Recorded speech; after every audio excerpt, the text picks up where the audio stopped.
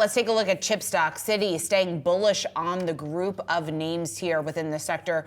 Buy ratings on large cap, small and mid cap names, component makers, and consumables. When you take a look within this note here, take a look at some of those larger cap OEMs. AMAT, one of those names here, saying that they have a balanced 2025 mix. When you take a look at multiple secular drivers, the valuation discount to peers. Many of the questions going into this New Year's, whether or not we have seen an inflection in the chip coverage here, whether or not we will see further gains in some of these larger cap names. Also went on to some of those smaller and mid cap names there, laying out some of the bullish cases there just in terms of demand. The fact that he sees them being, the group there sees them being beneficiaries there of the larger component or the larger bullish case surrounding this story. But I think a lot of this seems to be based on valuation, exactly what the extent of growth could potentially look like here over the next 12 months here, Maddie. It was interesting. They had a lot of names on the list, obviously, but 5 of them were upgrades to buy from neutral. They had the likes of Nova, Veeco Instruments, Advanced Energy Industries, Form Factor, and MKS Instruments, which was the highest gainer, at least